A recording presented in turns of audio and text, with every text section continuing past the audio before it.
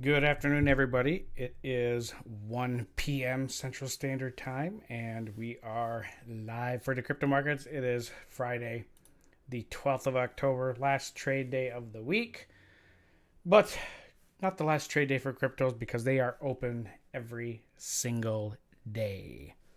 Okay, so yesterday we were talking about the coolness of buying opportunities and things falling down. Really, we have not adjusted much in the majors. So like Ethereum and Bitcoin, not a lot of movement or change in direction. They're still stuck in really the kind of the range we bounced off of on the 10th. Um, Ethereum looking a little bit healthier, clawing back up here. There's a case for an inverse head and shoulder pattern set up here on the hourly. Maybe if I just draw it.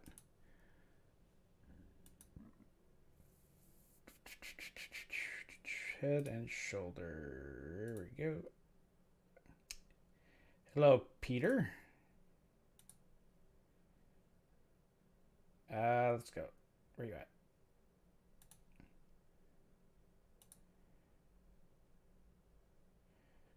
Well, it could be back there or whatever. Anyways, there is this case here. Would need to break it, get above that trend line, but otherwise, just a really flat distribution range. We have not deviated much from really any range at all. Again, a quick review. Where was the low of the year found? Okay, the actual price value of the low was found in June. And that also depends on your data. Not all the exchanges print the same lows, but certainly February. February is where we found that structural low. That low has not been broken. We have not really crossed below or made another threshold lower. We are just continuing to consolidate. The lows are remaining and the highs get smaller and smaller.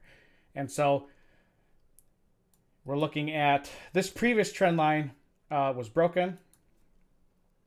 So goodbye to that trend line. This other one is right. There's two trend lines sitting right here. This one is from the swing low of the year, the actual price value of on June 29th, all the way to the next higher low that was made on August. But the trend line below here goes all the way back to April to July of 2017. That's where that trend line is at. So that's what we have on the docket here. Now, the price action today is pretty limited. There's not a lot of action in it at all compared to yesterday. We had a lot of volume. Today is like nothing. Like nothing has been really traded. Well, that excuse me, that's on Coinbase. Oh, thank you, brother Tim. Brother Tim.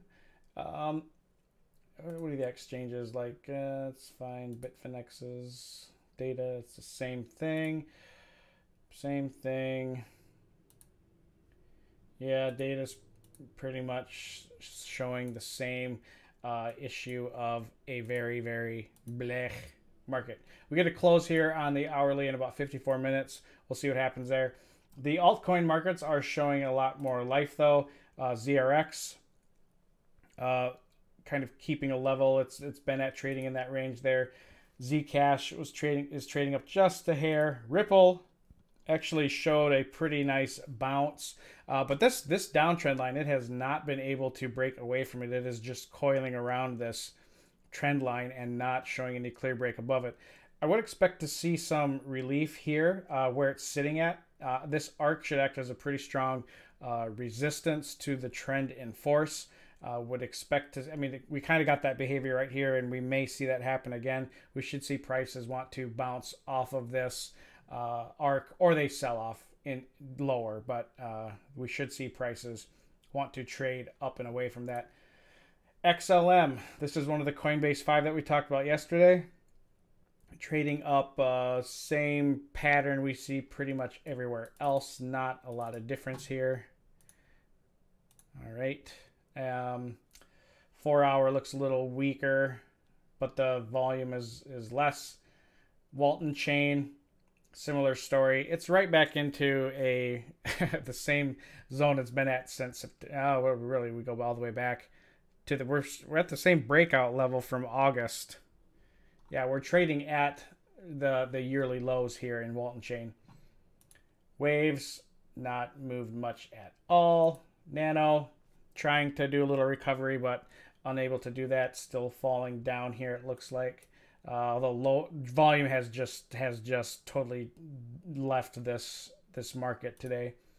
IOTA trading down, EOS trading down again, but I mean, like, they're up for the day. Basic Attention Token is kind of one of the outliers here. Now, Basic Attention Token is also one of the Coinbase 5. I wrote an article on Coin Clarity yesterday talking about pretty much what we talked about yesterday during our visit. If you can see that there's been a bit of buying volume stepping in on both XLM and Basic Attention Token. I don't think that's by accident. A Ripple, a Cardano to a lesser extent, but again, you can bet your asses that one of those is going to be the next one announced on Coinbase. I'd be surprised if ZEC was ever listed, if Zcash was ever listed, but I would definitely bank on seeing Stellar Lumens or Basic Attention Token being listed next. And I had said that in the article yesterday that I would expect to see Stellar Lumens being listed on Coinbase next, just because there's like Coinbase. I don't know what their parameters are for being listed, but they seem to be pretty strict about what they let on there. And Stellar Lumens is definitely one that I don't know. Is anybody here familiar with Stellar X? They just launched this on, I think, September 25th. This is a decentralized, free, peer-to-peer marketplace. I keep your eyes on this. This thing will get bigger. I think this will take over a lot of the exchanges. What they're trying to get here is crypto, fiat, bonds, and commodities. I mean, that's ambitious. Okay? I mean, I can see a lot of it'd be amazing if we had like forex on here. They want to do bonds, commodities, but otherwise they have other crypto coins on here. All assets, peer-to-peer. It's built on Stellar's universal order book. Trades happen between traders. You have a wallet on there. It goes through you. There's no broker involved. It's pretty awesome. Fast and actually free. In fact, they said that they return the automatic 1% APR inflation, and it goes to the users. And market maker rewards. So they're incentivizing some people who are going to facilitate a lot of volume in here and provide a lot of liquidity. They're providing some incentives. That's a good idea, especially if you are a market maker or if you're somebody who has deep pockets and you can facilitate a lot of provide a lot of volume. Then you will be rewarded for doing that. And you can do this already. I've dabbled in it a little bit, but I don't think that is the only reason. I think more importantly, like, Coinbase seems to, like, just from kind of a observation of looking at what's the criteria. Like, you have to have something that is working. You can't just have a theory behind it, and you have to kind of maybe.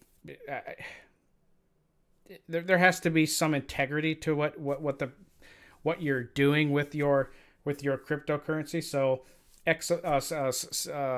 ZRX makes total sense why they are on Coinbase. Basic Attention Token makes total sense. Stellar Lumen makes perfect sense. But Stellar Lumen also has IBM is using their technology to do international payments, kind of like how Ripple does its stuff, but Stellar Lumens it's working with one of the most important companies on the planet, IBM. That's a big deal. That is, I guess, enough of a use case to get why I think that would be on Coinbase next. So what about Cardano? Oh my God, yeah, Cardano. I'm gonna have to do a whole thing on Cardano. There is I had a contract with Alpha Shark Trading last year, and Andrew Keene runs that. He's been on CNBC quite a bit. He's had his own little segments on there. He does a lot of stuff on the futures market, the VIX, and cryptocurrencies. And there were some of us he found, and we did we were part of the crypto market crew for a little while, and we did daily things over there. But anyways, throughout that process, we did a lot of research on various cryptocurrencies. So I've got quite a just through that, and then some of my peers over there, we did a lot of work on researching and looking at different coins, their histories, the team makeup, all that jazz. And hands down, Cardano is one that I am really, really, really excited about. I don't know if you guys have ever like tried to. I mean, if you've ever sent stuff like from the Daedalus wallet, it's their wallet is Daedalus. But if you've ever tried to send stuff from like Binance to Daedalus or from Daedalus to Bittrex, it's fast. It's a pretty fast process, and it's a very, very efficient blockchain. I'm gonna go off on a tangent if I keep talking, but yeah, Cardano, definitely. I think that is a big market disruptor. Cardano is, big time, big time, big time. Really excited about it. So Cardano, yes. Yeah, I run naughty for a lot of the tech conferences here in Vegas. People are starting to talk slowly about blockchain and crypto more, and it really solidifies the belief by being there that we are early adopters, and this market is still. Oh yeah, hands down. This is. I mean, the issue is like if you've been trading cryptocurrencies, okay, like, I trade for a living, so this is what I do all day, and it's easy to like your perception of time kind of gets a little augmented, because if you trade cryptocurrencies every day, you see things happen every day. You kind of lose perspective that, and you're thinking like we're 10 months in through a year, but it can seem like things are taking forever at the same time. It's one of those, it's like a watched pot never boils kind of a thing. If you're somebody who just got into cryptocurrencies back in like September of last year, I mean, then this is probably like, and if this is the only thing you've ever traded, then it's probably a painful, what the hell's going on here?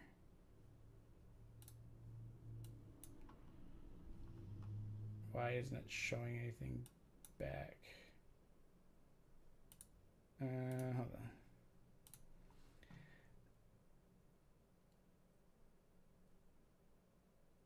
Yeah, it's still very, very new. I mean, they're gonna learn more about it and get more into it as we go on. But yeah, why is this only going to? Oh, because this is a basic attention token. Okay, here we go. Bitcoin. Like if you started trading in September of last year, and that's like the first market you've ever traded, or if this is the first market, if this is the first time you ever were looking at cryptocurrencies, then you're used to this stuff over here. Okay, like the emotional weight that you experienced when you first got into this market was one of total euphoria, and unless you're a glutton for punishment, you probably left this market a while ago, or you've got a high pain tolerance and you're still in it. Or if you've ever traded before, this is nothing. This is like just a part of normal trading life. But it is. But also, it is I'm very jealous. Well, I shouldn't say jealous, envious, because if you wanted to get into trading to trade full time and get through it, if you started off during this big bull run and then you suffered through one of the longest down moves we've had, extended consolidation periods in Bitcoin's history, then you're going to be a much better and much more mature trader because you haven't lived on just hopium the whole time. And pretty much if you got out of the market back here, then you probably were never meant to trade. You probably never meant. Well, brother Tim, I mean, this here you then you're fine. I mean, the odds are that any further move down or any future move up followed by another equally big move down, you are going to be less affected by the emotional component of the move of that market. Okay, it's kind of like if you were trading futures during 2008, or when Goldman did its big bad stuff in fall of 2008, or in '09, or during the election, Trump's election. If you were trading any of those markets, you probably have gone through a certain amount of pain, and generally a lot of that is enough to kick somebody out of the market. But if you've suffered through this, because this is actually a pretty evil consolidation phase. I mean, it is a pretty nasty move as far as playing on trader hopes and stuff. This is a very, very nasty market. But at the same time, you have to, if you don't think that this is going to gain value significantly in the future, then I mean, I don't know what you're doing in it, to be honest. I mean, so it's just something we gotta look at. Again, not a lot of volume being traded here at all today. I mean, just nothing. The news from late Wednesday evening to early Thursday morning about Bitfinex not being solvent or not accepting fiat deposits anymore certainly weighed down on a lot of the markets. But we're seeing kind of a nice little pump going on in a lot of the altcoin markets. Of course, I don't think that that's hard to do, especially when some of them were down like almost 20% yesterday, which is kind of the norm. So we'll see what happens. This is, again, we're getting into this very, very, very tight range here.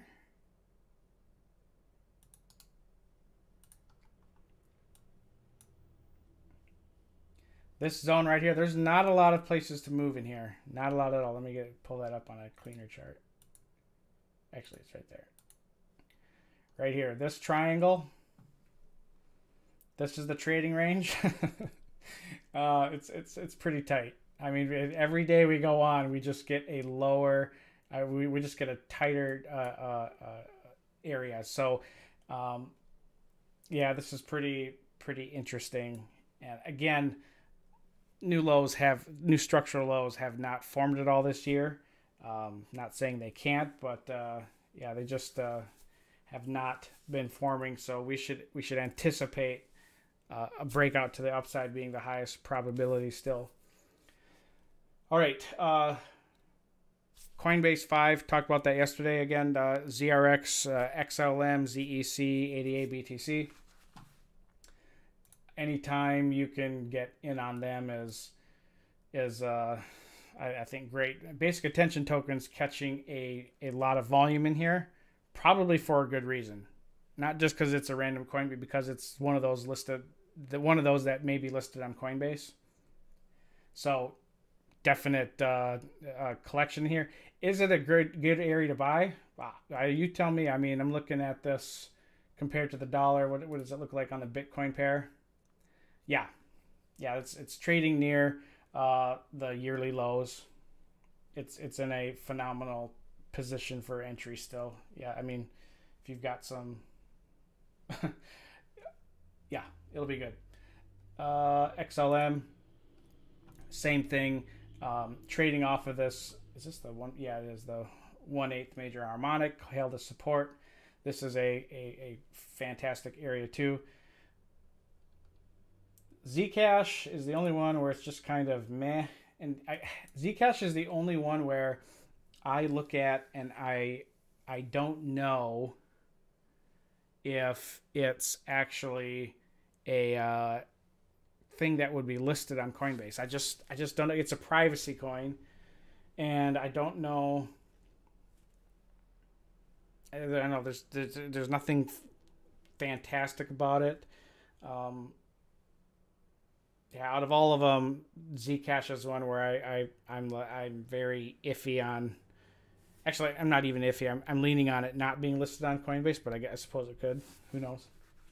And of course, ZRX, it's down on the day, but it had an amazing pump yesterday because it got listed on Coinbase. And I think trading is available for it right now. I'm not sure, but actually ZRX has quite a bit of volume in it. That's nice to see. Others that have caught that pump, Ripple, we looked at that one already. We looked at waves. EOS hasn't made much of a move. Yeah, we're just hovering in these zones, creating these kind of tweezer bottoms, but would like to see a higher move in price action on the day to call it a tweezer bottom, because right now it doesn't really look like that.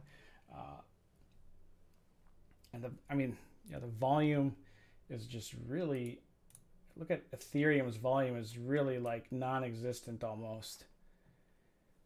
It's just not, compared to the volume prior to yesterday, it's still higher, but it's still not a lot at all. Look at the 4 hour.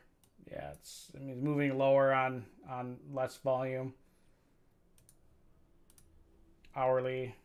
Yeah, not a lot of stuff going on there. The hourly is just there have been a total, okay, on Coinbase there's been a total of 1,789 Ethereum traded on the hourly. Compare that to what it was like back on, what was this? It's like 30,000. Yeah, volume's just really dropped off on Ethereum. Litecoin really beaten down, although Litecoin looks like it might have a little bit more oomph in it and probably will retrace back up to the 56 a whole lot easier. Litecoin compared to Bitcoin and Ethereum has a much easier ride higher than the other two. But this is for Litecoin, the 1/8 a major harmonic, that price level at 56 even. That is like the last zone of support that we're trading in. It's the last area between 56 and $1. This is the final major support. So there are some inner and minor support levels, but otherwise for like major support zones that you don't want to test a long way below, that is this level right here, 56. So definitely don't want to hang around in that one for too long. Cardano, inverse head and shoulder setup possibly here. A lot of them are showing that, but we'll see if there's follow through on it. Moving forward. Let's look at some other. Oh, I was going to do the Ichimoku.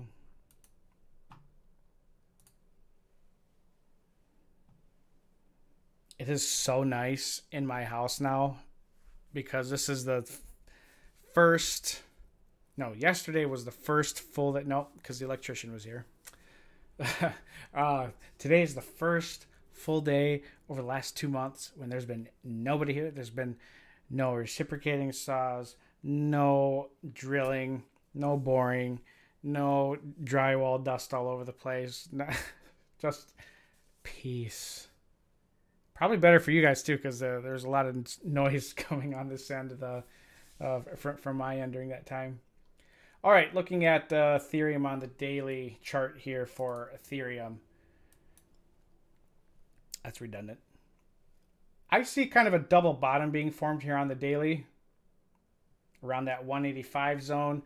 And, we twisted over to the bottom of the cloud and got resistance and fell right down. We'll see if this wants to get bought up a little bit more. The 4 hour, this is not when we talk about the Ichimoku system, we talk about a lot during Forex Lens in the morning. But thin clouds are not honest clouds. The thinner the cloud, the weaker it is. So when you see a weak cloud, you you don't, what does that mean? It's not sent. When you see a weak cloud, it's not an area that's going to hold as support or resistance. It's pretty easy to move through it. So I'm looking at it on the 4 hour. There's weak cloud activity here.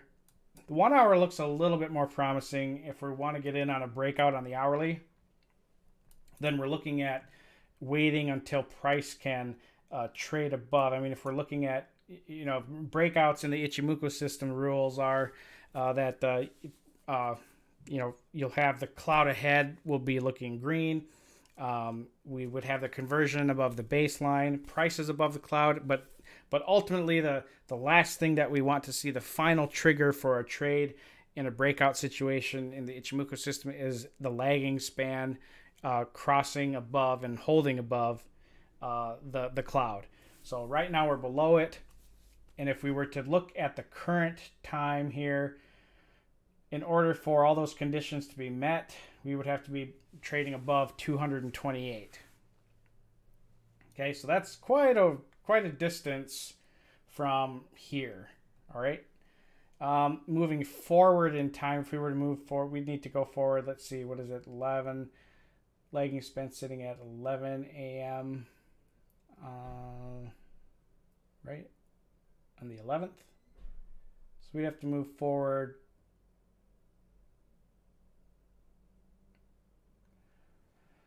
New.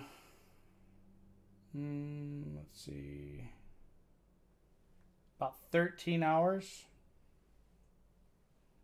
In 13 hours, we would be at a place where we could look at the lagging span crossing above the cloud here at the $213 value area. Otherwise, we'd have to zip forward at almost 30 hours or so to be above 206. So there is a long trade here, but it's in the Ichimoku, but it's way above up here, or we have to wait for it to drift over into here. So there's that right there. Bitcoin, similar situation.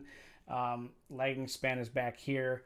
It would need to cross above 6,661 or 6,666. Ooh, evil. And that would have to be the zone you'd want to see crossing above. Otherwise, again, having to wait a number of hours before you see the breakout on the hourly.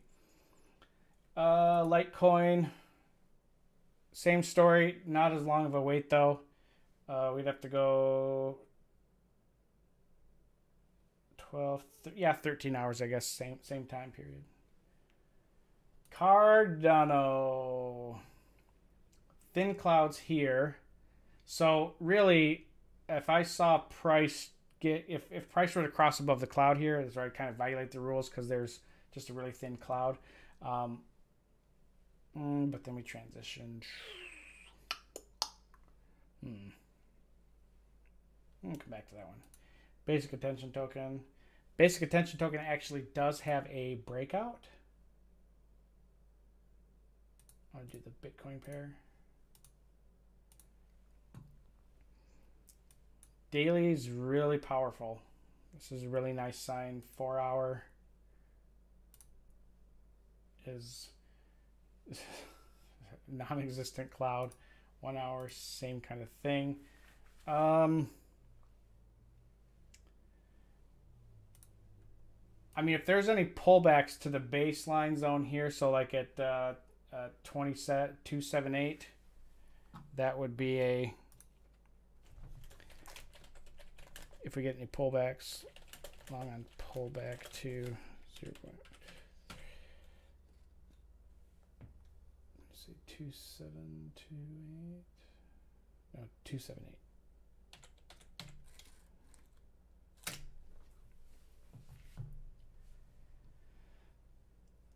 EOS.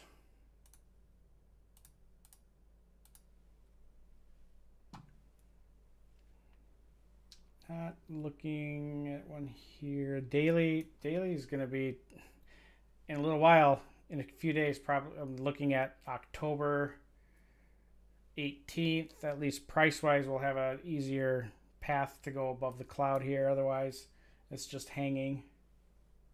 4 hour. yeah, on the 4-hour chart, if we break above, if we can close above this, move above this prior high over here. So what is that at? 530 would be a okay long.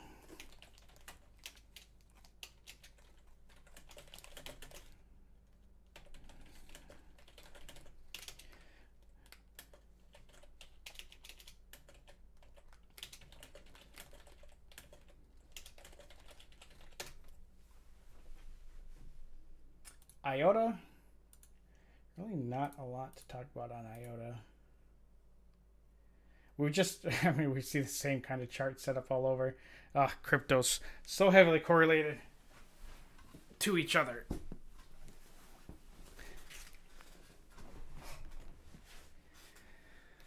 All right, so there's that. Nano.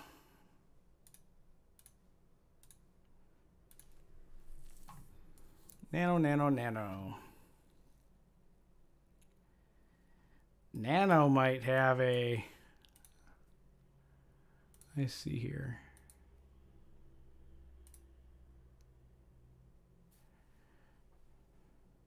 Depending on how you want to draw it.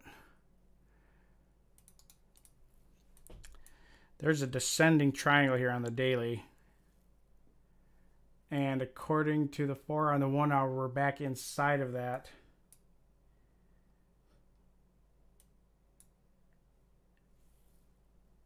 I mean, buying at the right here actually is, we would get a bounce above. It was, yeah. What are we long at? 2965.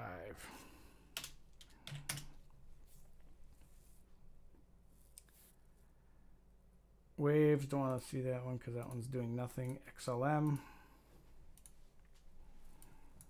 Again, I mean, XLM, basic attention. I mean, this is, I mean, they're, I keep adding to them because they're going to be very important.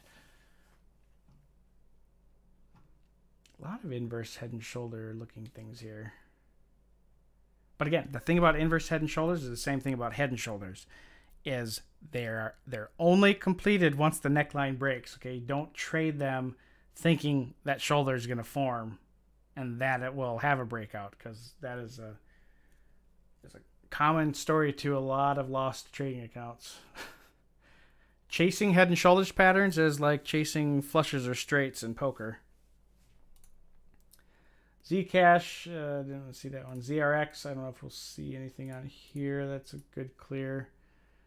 Not really. It is kind of range trading in here.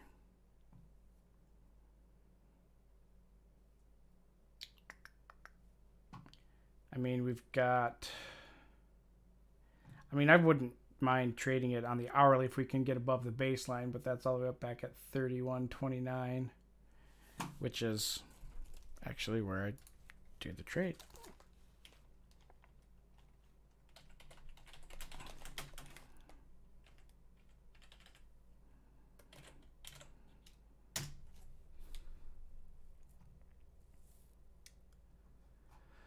And, oh, Ripple.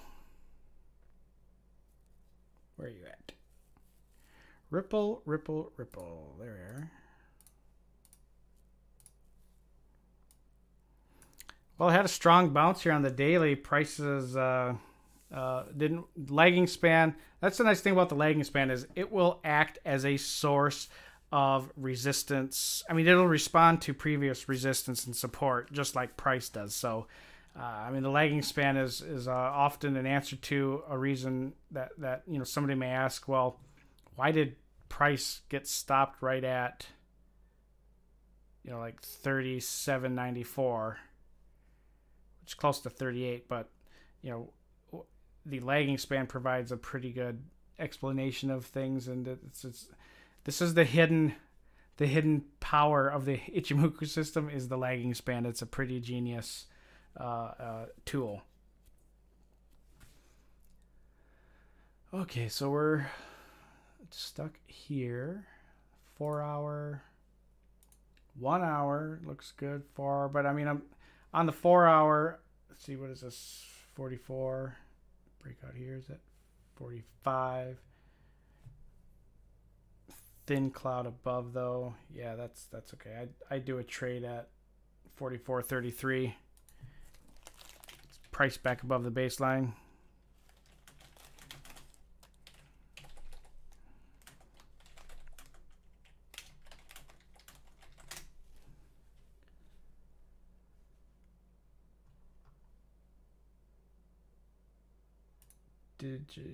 TRX Tron. TRX actually on the daily looks pretty nice. I mean, we're getting a lot of pairs now, not in Bitcoin or Ethereum, but we're seeing a slow progression of some of the altcoins kind of signaling a heads up of what's going to happen in the future, because a lot of these altcoins that have been in the dailies, that have been in the cloud on the daily chart, have broken out and re-entered and found support. So these are good things to notice. We see another example of the lagging span responding to support and resistance, where the lagging span found support on the baseline. Price really didn't find support anywhere, but the lagging span did. All right. Or if you were to thrust that over there. But yeah, really strong buy off of that. The 4 hour looks pretty strong.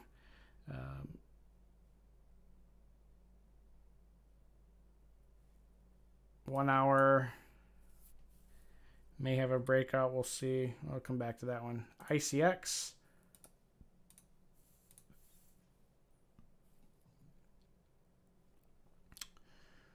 Four hours all the way up there. 1 hour pretty flat. Now there's some other ones out there. Populous PPT.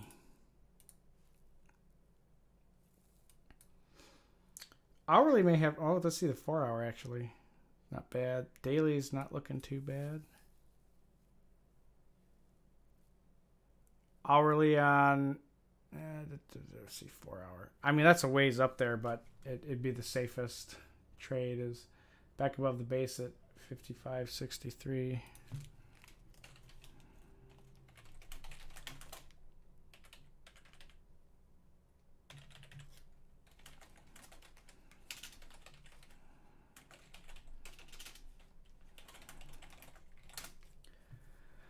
All right. BQX, we looked at that one a few weeks ago because it was lagging the entire market, which it continues to do. Big laggard. I actually like this one for an entry. It looks a lot. 51.78. What is that? Yeah, EOS.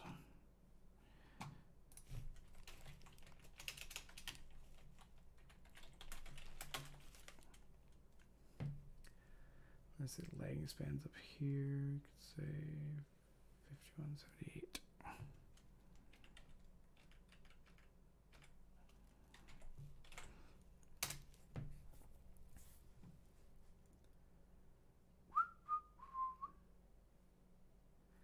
Lisk was doing pretty well. Ooh, Lisk making deeper lows. Not even getting any support today. It has just been trading down. Well, we'll not look at that one. Monero. I like Monero. I like Zcash too. They're kind of the same thing. Monero's got a reputation attached to it, though. Nah.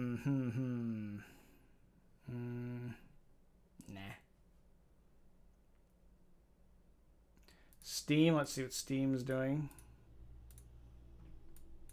Actually, that's not bad looking. It's finding support at the bottom of the cloud there. That's good. Maybe finding a little resistance against the top of the cloud. That's fine. But on the hourly, you could see a nice breakout play here at 138.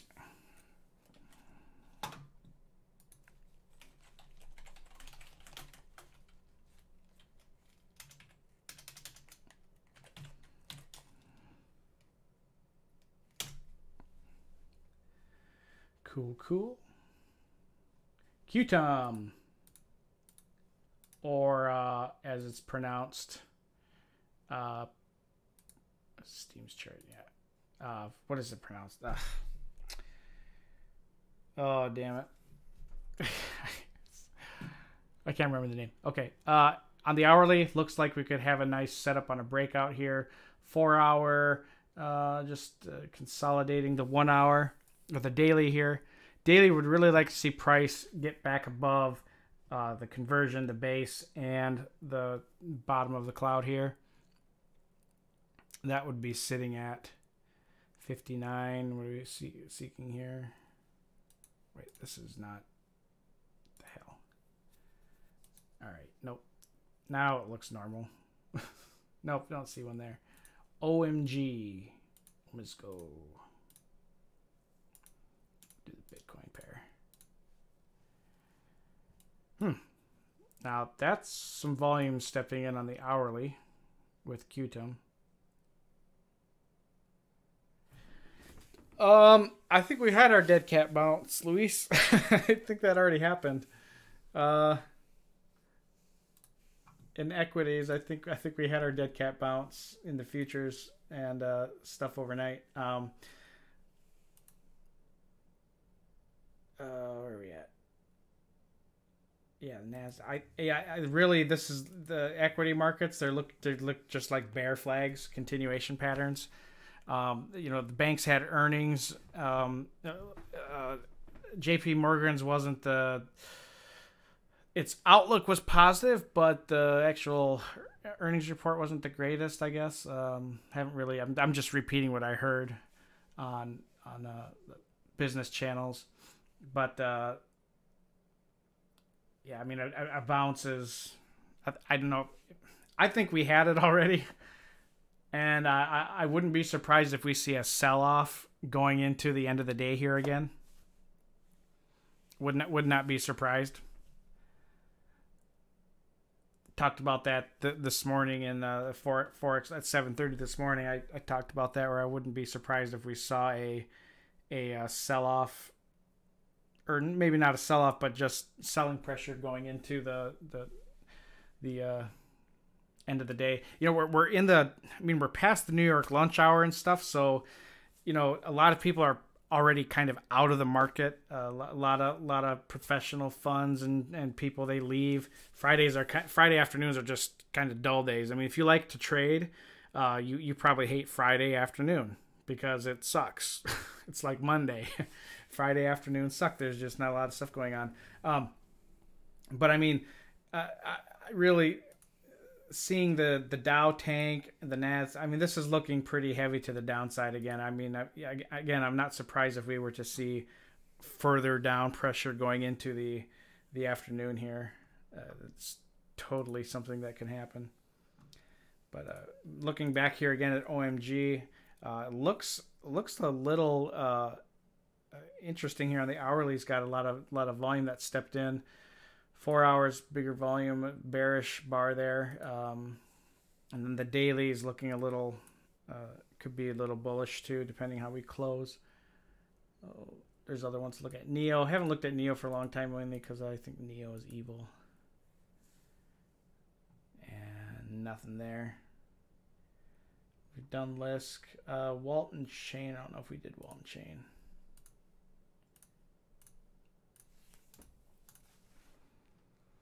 No, not a lot. Going into the weekend, I really am not surprised if we just stick with the status quo that we've been trading pretty much all year, is that we just find ourselves testing the upper and lower bands of this downtrending triangle that we're currently in. And so what is our price range in here? I mean, from current present value, we're looking at 6,400 down to 6,000. I mean, the 6,000 value area is kind of where everything's sitting at, and below that trend line is the I mean, it's right on top of each other. I mean, there's a lot of support down below, short-term resistance right up here, and expecting to see a lot of the just a lot of this being tested. And I mean, if we have to look all the way to the October 26th until that plays out, I mean, that could be the thing that happens. But again, these things are just getting really, really tight. I mean, the ranges are getting smaller and smaller and smaller, and we're seeing volume only pick up on a breakout. That should be something to take notice of. And it's very clear that there's not a lot of conviction to the downside in this market, because ever since the beginning of February, we keep repeating this, is this low has remained. This has been the floor all year.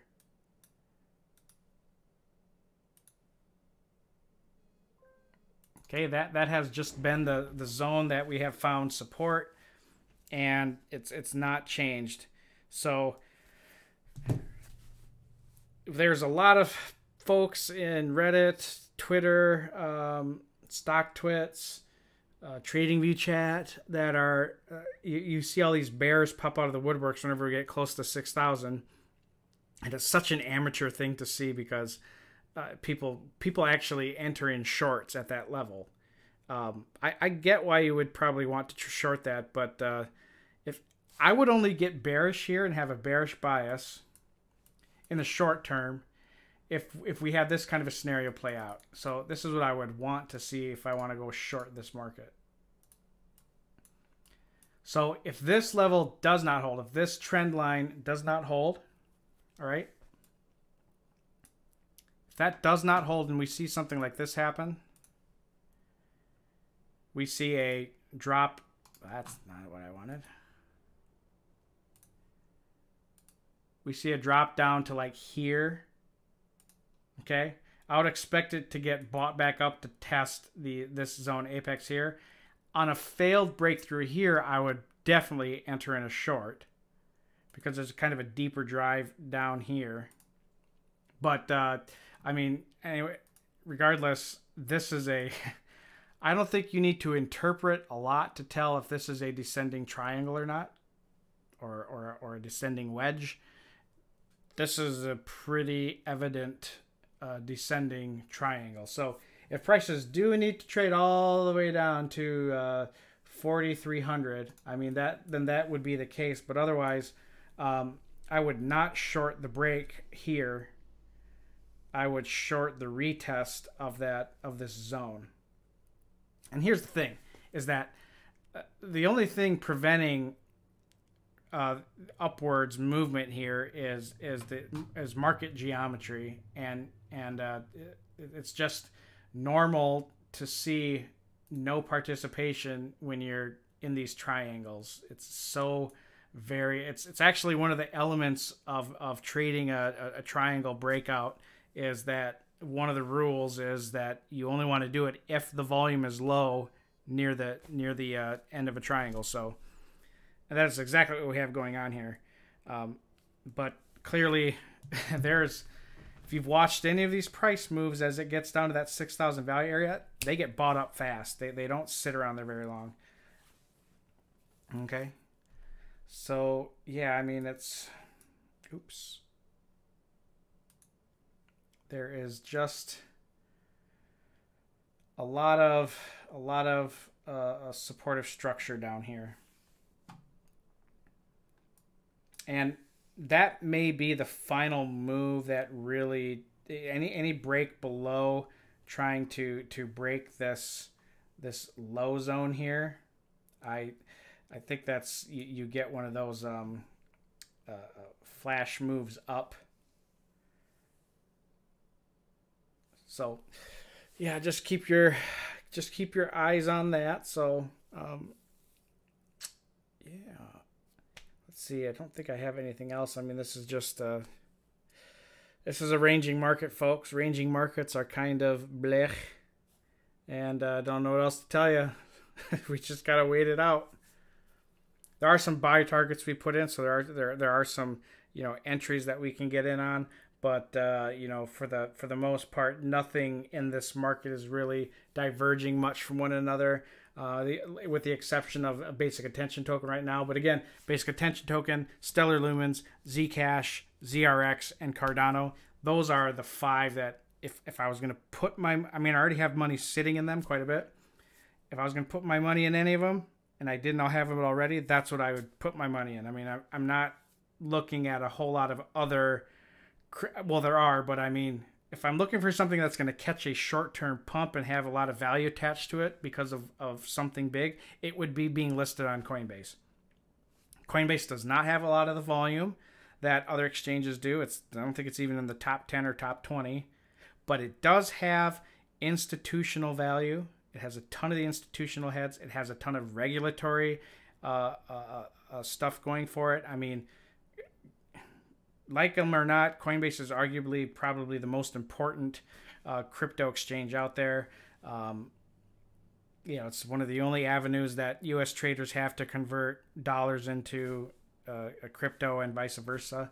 So, it's something to keep your eye on, are those cryptos. So, yeah.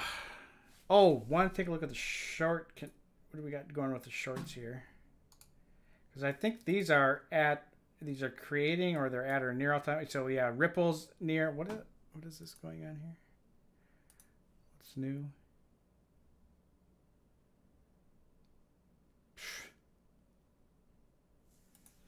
So Ripple shorts are near all-time highs. The Ethereum shorts are at new all-time highs. Okay, I would long it. I'm longing Ethereum just on this chart alone.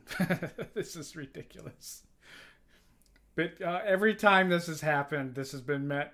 Every time there's some drastic new high being made in the short charts of Bitfinex, it is met with a equally violent response to the inverse. So this is pretty silly.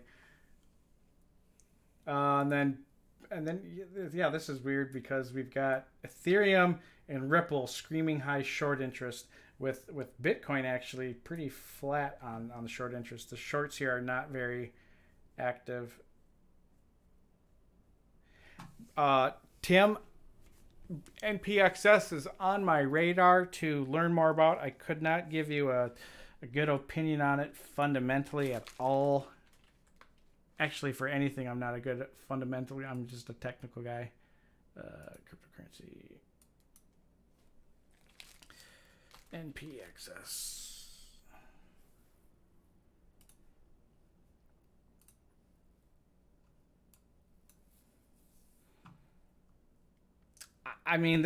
Anything sitting here in these lows is to me something that is perfectly fine. There's the risk to reward here is pretty evident.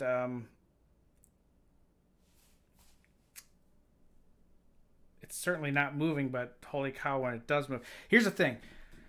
This is what kind of one of those little rules or theories of technical analysis is that the longer a period of consolidation is, it is equally or the move out of it is of equal measure or greater.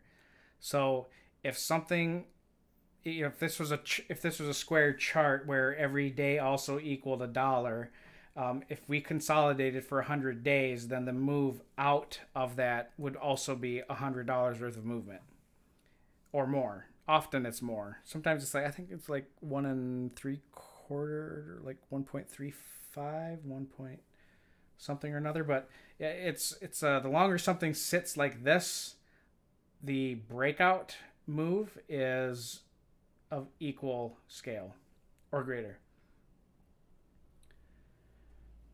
Just saw the news yesterday with their blockchain phone service, Xphone. Very interesting. They're producing these crypto gadgets along with their payment system in a bear market.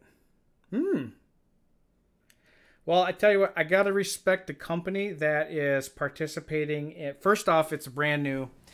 it's still new. Blockchain is just brand new. The only thing I've ever seen about it like on TV is either in the news or it was this IBM commercial that was on. I don't know if that was on TV or if I saw that on PC.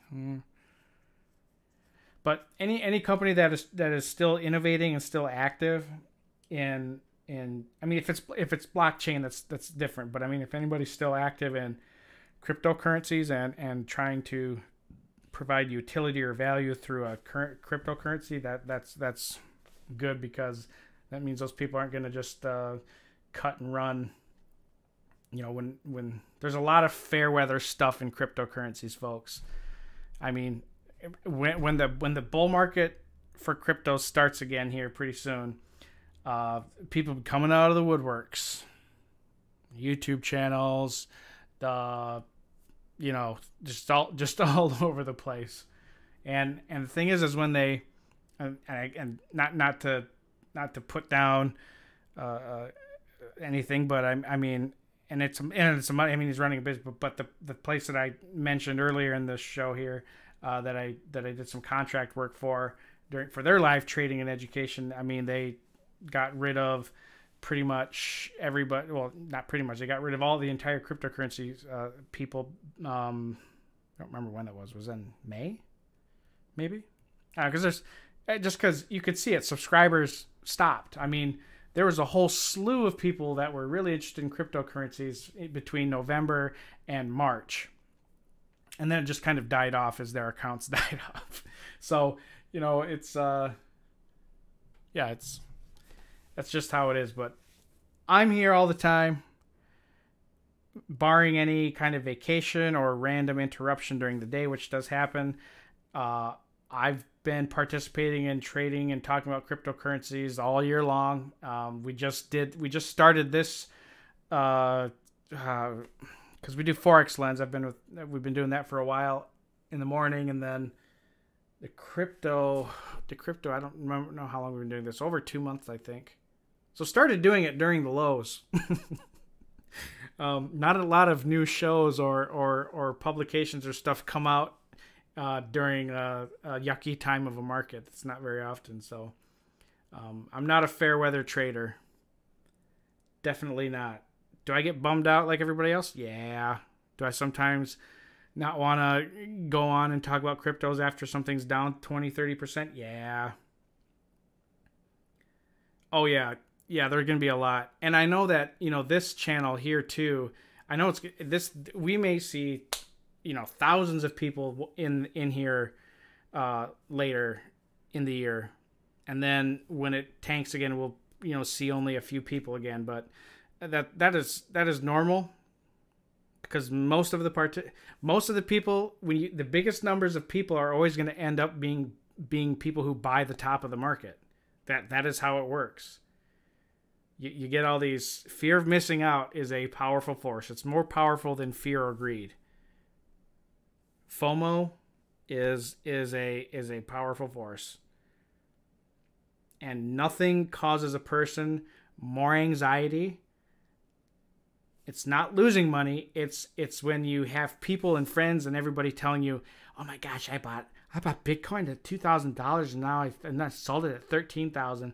And all of you got all these stories of normal Joes doubling, quadrupling, tripling their money, and you just think it's a scam. But after a whole month goes on, it's still happening. You're like, well, I need to get in on this. And then by that time, you bought it 17,000 or 19,000 or 16,000. You bought right when you should have been exiting. But that is humans, man. That is how we are. If where you should be buying is right here. This is where pros, this is where experts, this is where long swing or position traders are getting in. Okay, like position traders will be dumping their entire account into a bottomed market, and then they will slowly ladder or pyramid out their sells through the next bull run. They will slowly take that out in profit, but the whole time they'll be securing profit only during the whole time. So, I mean, yeah, I'll be here for the best of times, and I'll always be here for the worst of times. So, if you can't sit in a market when it's down, you won't. You're gonna suck at trading. You'll just suck at it.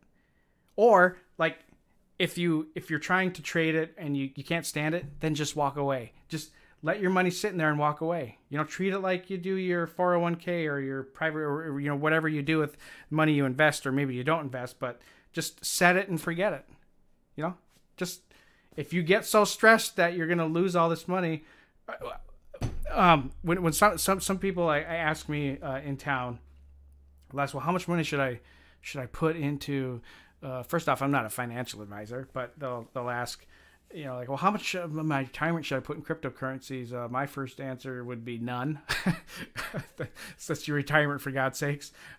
Two, because actually I've heard some people now recommend like 3% into crypto, or Bitcoin rather, which is generous, I think. But I would say if somebody asks me how much money should I put in, I ask them, well, how much money are you comfortable losing? And somebody will say, well, this amount of money, like $5,000. I'll say, okay, take that money, divide it by a fourth, and then that's the money that you're probably actually comfortable losing without getting upset. Yes, rock bottom is the foundation where fortunes are made. Exactly. And literally, you have to change your mindset about prices falling, okay? If all of your capital is tied up into positions, then that sucks, because then, yes, you are really losing on paper. But if you keep some of your capital available, then you're not totally out of the game yet. But Brother Tim's dead right. Rock bottom is where fortunes are made. And, the gains you make off of very low valued areas are they magnify significantly. So, I mean, these are, unless new structural lows are made, folks, we're sitting in these extremely low lows for the year. And, man, it's just going to suck if people abandon their positions now and finally, leave the market. So, because by that time it'll be shooting back up. Right when you sell is when things go back up. So, anyways, I'm past my time. You guys have a great weekend. Have a safe weekend. Take care of yourselves. Don't try to take Saturday off from the market. Just turn it off, walk away, spend some time with people, and yeah. I'll be here again. Forex Lens, folks, I'll see you Monday morning, and the rest of you I'll see you on Monday afternoon at 1 p.m. Have a good day. Bye-bye.